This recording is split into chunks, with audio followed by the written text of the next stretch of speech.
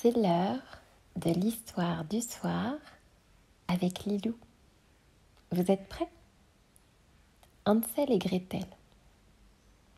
Il était une fois un pauvre bûcheron et sa femme qui vivaient non loin d'une forêt avec leurs enfants.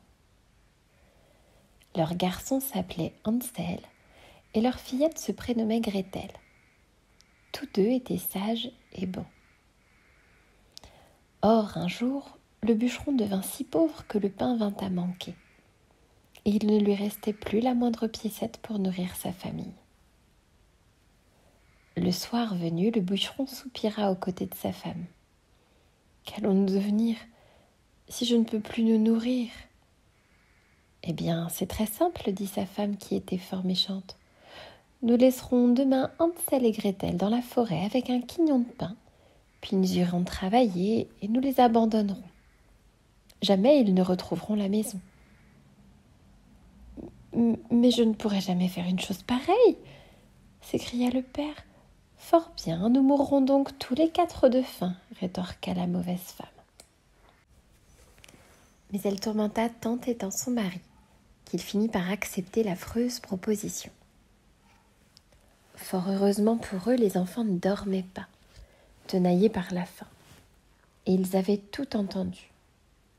Dès que leurs parents furent endormis, Hansel se glissa dehors et remarqua de petits cailloux blancs au sol qui brillaient comme des piécettes d'argent sous les rayons de la lune. Il en amassa plein ses poches. Puis le cœur apaisé, il rentra se coucher. « Ne t'inquiète pas, sœurette, » murmura Hansel à Gretel. « Nous sortirons de la forêt. » Au petit jour, la méchante femme réveilla ses enfants pour aller ramasser du bois et toute la famille se mit en chemin pour la forêt. Hansel se retournait souvent, et tandis qu'il faisait mine de regarder un petit chat blanc sur le toit de la maison, il semait discrètement les petits cailloux. Lorsqu'ils eurent atteint la forêt, les parents partirent travailler. Hansel et Gretel s'assirent au coin d'un petit feu pour attendre leurs parents, et ils s'endormirent au bruit des coups de hache de leur père. Or, quand la nuit fut venue, les enfants se réveillèrent et découvrirent que le bruit de la hache qui les avait rassurés provenait en réalité d'une branche de bois mort qui cognait contre un arbre avec le vent. Ils étaient bel et bien perdus. « Qu'allons-nous devenir à présent ?» pleura Gretel. « Attendons que la lune se lève, » dit Hansel, « et tu verras, sœurette. » Quand la lune se fut levée, Hansel prit sa sœur par la main et la guida, en suivant les petits cailloux blancs qui étincelaient dans le noir jusqu'à leur maison. Là, leur père fut heureux de les retrouver. Le remords ne le quittait pas depuis qu'il les avait laissés dans la forêt, et il fut soulagé de les savoir sains et saufs. Quelque temps passa, puis le pain vint à manquer de nouveau. La femme du bûcheron, qui avait bien mauvais cœur, recommença à tourmenter son mari et il le résolut une nouvelle fois à laisser ses enfants dans la forêt.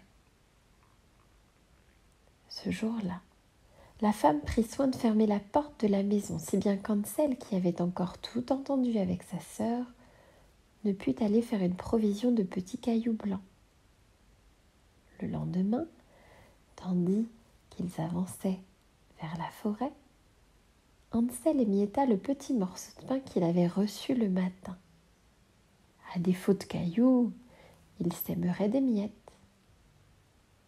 Quand ils furent parvenus dans la forêt, les enfants s'assirent comme la fois précédente autour d'un petit feu et s'assoupirent doucement. Quand ils se réveillèrent, à la nuit noire, Hansel rassura Gretel. Ils retrouveraient facilement leur chemin grâce aux miettes qu'il avait semées. Quand la lune se fut levée, hélas, ils eurent beau tourner dans tous les sens, ouvrir grand leurs yeux. Ils ne retrouvèrent pas les miettes, et pour cause, les oiseaux les avaient mangées. Les deux enfants marchèrent alors longtemps, dans tous les sens.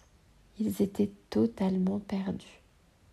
C'est le cœur lourd qu'ils s'endormirent cette fois, au pied d'un arbre. Ils passèrent ainsi 2 jours entiers aérés dans la forêt, cherchant désespérément leur chemin.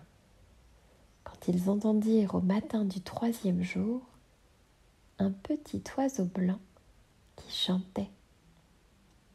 Son chant était si délicieux qu'ils l'écoutèrent apaisés, et quand l'oiseau s'envola, ils le suivirent. Celui-ci les mena dans une belle clairière où se dressait une maison extraordinaire. Cette maison ressemblait à un conte de fées. Tout en elle n'était que friandises. Les murs étaient de nougat, le toit de pain d'épices et les fenêtres étaient en sucre candi. Et quand on s'approchait de plus près, on découvrait que la porte était de pralines, les volets de pâte d'amande et qu'il coulait des gouttières une pluie de chocolat. Tout pouvait se manger, se savourer, se grignoter. Les enfants affamés accoururent vers elle. « Oh, je vais manger un petit morceau du toit !» s'écria Hansel en décrochant une tuile de pain d'épices. « Et toi, Gretel, oh, je te conseille de prendre un peu de cette délicieuse fenêtre. » Les 2 petits s'en donnèrent à cœur joie, et ils mangèrent de tout avec délice. Soudain, une petite voix se fit entendre. « Croc, croc, ma maison qui la grignote !»« C'est le vent, céleste enfant !» répondirent Hansel et Gretel sans cesser de manger. La porte s'ouvrit alors, et c'est une très vieille femme qui en sortit. « Eh bien, mes petits, que faites-vous seuls dans cette forêt ? Oh, entrez, que je vous nourrisse, que je vous soigne et vous blanchisse. » Et la vieille femme leur prépara un merveilleux repas de crêpes et de miel, et les fit ensuite dormir dans de jolis petits lits blancs. Ils se seraient crus au paradis. Mais la vieille femme était en réalité une affreuse sorcière. De bon matin, elle réveilla Hansel et le jeta dans une cage à l'étable. Puis elle alla secouer Gretel et lui ordonna de préparer à manger pour son frère. « Désormais, tu lui cuisineras de bonnes choses, car je veux qu'il soit bien gras pour le manger. » Tous les matins, la sorcière, qui n'y voyait goutte, demandait à Hansel de lui tendre un doigt à travers les barreaux pour le tâter et savoir s'il avait bien grossi. Tous les matins, Hansel lui tendait un petit os qu'elle prenait pour son doigt. « Oh, fichtre !» ronchonnait-elle l'œil mauvais. « Pâté, rôti, tourte, farci, mais jamais il ne grossit. » Au bout d'un mois, la vieille sorcière perdit patience. Elle décida de manger Hansel le lendemain. Le matin, elle demanda à Gretel de préparer de la pâte pour faire le pain et alla allumer un grand four. « Gretel !» appela la sorcière. « Entre dans le four pour voir s'il est assez chaud. » Elle avait quelques mauvaises idées en tête, mais Gretel, qui était maligne comme tout, décida de faire la sotte. « Mais je ne sais comment faire. »« Idiote ! Regarde-moi, j'entre dans le four et... Ah !» La sorcière n'eut pas le temps de finir sa phrase, car Gretel l'avait poussée dans le four et avait refermé la porte.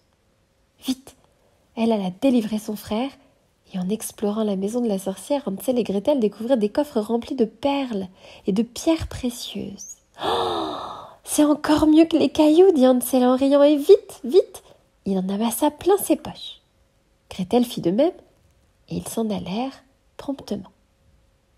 Petit à petit, en marchant, ils s'approchèrent de la lisière de la forêt et retrouvèrent avec joie le chemin de leur maison.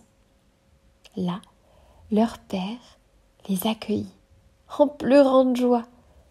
Il avait perdu le goût de vivre depuis leur départ. Leur méchante mère était morte.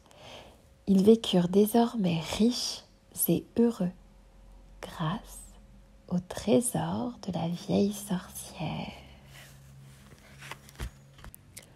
Pour ne manquer aucune histoire du soir avec Lilou, n'oubliez pas de vous abonner à la chaîne et d'activer la cloche des notifications.